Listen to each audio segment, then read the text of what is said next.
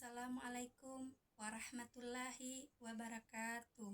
Perkenalkan, nama saya Rahmadani dengan NIM 1054511011525, Fakultas Keguruan dan Ilmu Pendidikan. Program Studi PG PAUD Pendidikan Anak Usia Dini. Di sini saya akan menjelaskan sejarah PAUD di Indonesia. Sejarah PAUD di Indonesia berbicara tentang perkembangan sejarah PAUD di Indonesia, sama artinya kita berbicara tentang pasang surut perkembangan pendidikan di Indonesia dengan latar belakang sebagai bangsa yang pernah dijajah oleh dua negara. Perkembangan pendidikan di masa penjajahan Belanda tahun 1908 sampai tahun 1941.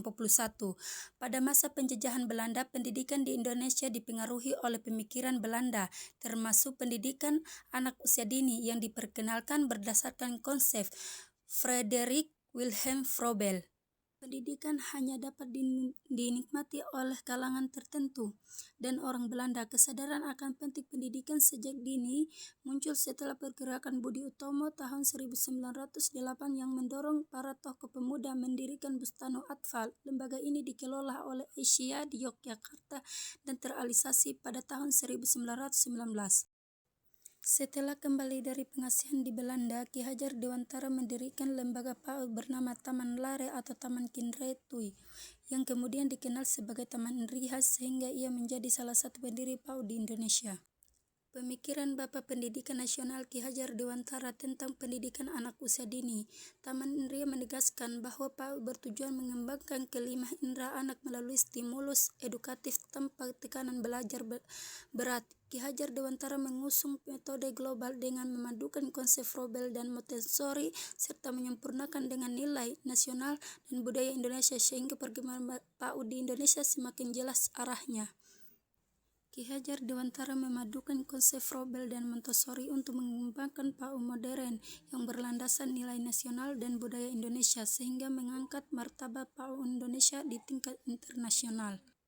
Perkembangan pendidikan di masa pasca kemerdekaan tahun 1945 sampai sekarang.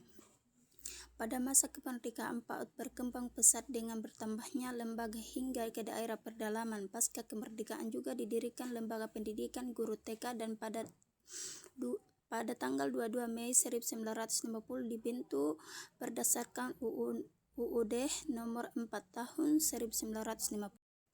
Sejak tahun 1950, PAUD terus berkembang dengan bertambahnya TK, lembaga pendidikan guru serta perluasan subsidi hingga ke seluruh Jawa. Pada tahun 1960 berdiri TK negeri, disusun modernisasi PAUD melalui program luar negeri dan kerjasama pemerintah dengan UNICEF pada tahun 1968 untuk meningkatkan kompetensi guru PAUD.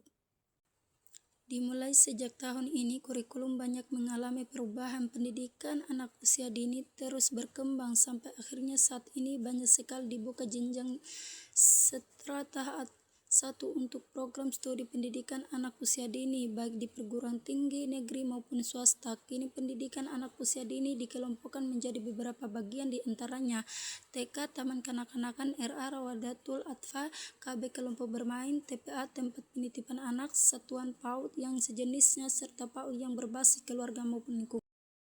Itulah penjelasan tentang sejarah PAUD di Indonesia. Mohon maaf atas kekurangannya. Wassalamualaikum warahmatullahi wabarakatuh.